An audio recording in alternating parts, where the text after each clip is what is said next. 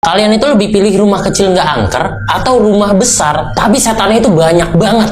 Yang suka cerita horor sini kumpul, yang penakut mendingan skip aja. Jadi gue dapet kiriman cerita nih. Katanya pas dia itu kecil, orang tuanya itu beli sebuah rumah yang cukup besar. Punya rumah besar yang menyenangkan. Tapi masalahnya di rumah itu setannya banyak banget. Dia dan keluarganya itu dapet gangguan setiap hari. Namanya Revi. Jadi ketika Revi ini masih SMP, bokapnya itu beli sebuah rumah di daerah Depok. Luasnya itu sekitar 300 meter. Besar kan tuh rumah 300 meter. Tapi masalahnya dia itu keluarganya cuma 3. Revi dan cuma kedua orang tuanya.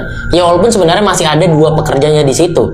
Tapi 5 orang di dalam rumah 300 meter itu kan buset, gede banget. Jadi sepi banget lah kata si Revi. Baru aja mereka pindah ke rumah itu selama 3 hari.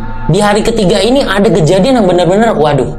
Jadi awal mula semuanya. Sore hari sekitar jam 4 sore, ART-nya, asisten rumah tangganya, itu lari teriak-teriak dari kamarnya ke ruangan tengah. Bikin Revi dan ibunya ini keluar, nanyain ada apa. Di situ ART-nya cerita, kalau tadi di kamarnya dia, pas dia itu lagi sholat, di jendelanya, dia itu ngeliat ada sosok pocong ngintip. Jadi kelihatan kepalanya doang. Di situ ditenangin lah, kali aja nih ART-nya halu kali ya. Besok malamnya, ada kejadian lagi. Supir ayahnya saat itu tuh lagi nungguin ayahnya lagi siap-siap gitu ya. Dia itu nungguin di teras sambil ngopi dan juga ngerokok. Di depan terasnya ini ada halaman kosong, cukup luas juga. Dia nyeruput kopinya nih, terus taruh rokok nih.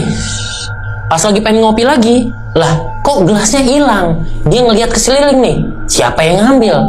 Pas dia ngelihat ke sana nih, ke pojokan di dekat garasinya, ada seorang kakek-kakek lagi jongkok sambil nyeruput kopinya dia tuh.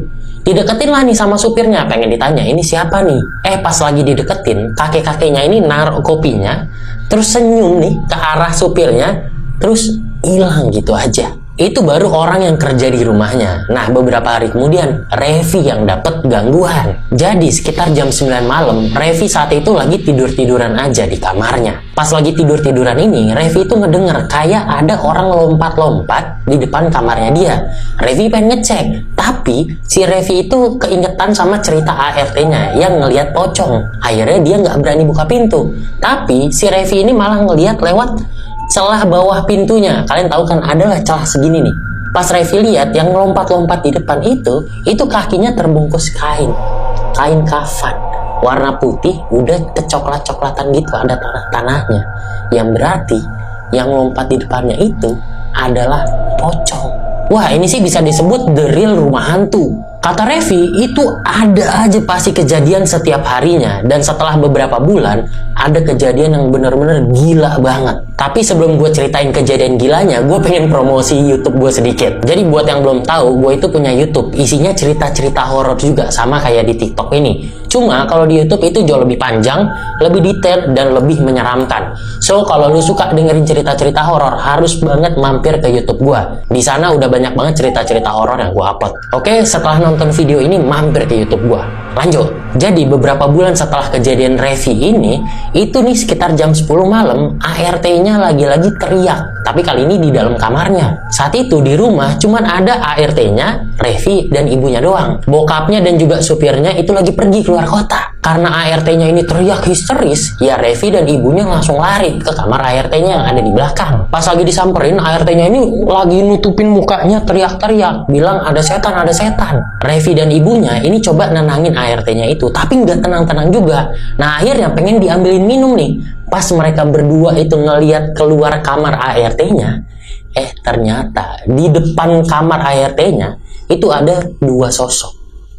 Satu sosok pocong dan satu sosok kuntilanak. Ini keduanya lagi berdiri tepat di depan pintu, ngelihat ke arah mereka bertiga. Nah, yang tadinya teriak cuma ART-nya, setelah ngelihat 2 sosok ini, ya tentu Revi dan orang tuanya, nyokapnya, itu ikut-ikutan teriak. Akhirnya mereka teriak-teriakan bertiga-tiga. Tapi kan nggak ada yang bisa denger ya. Cuman ada mereka bertiga doang di rumah itu. Mereka teriak, nutupin muka, nggak tahu entah berapa lama sampai mereka capek. Dan ketika orang tuanya ini ngintip sedikit, sosok itu udah nggak ada. Gila banget ya, ditongkrongin sama pocong dan kuntilanak. Aduh, merinding gue tuh, sumpah.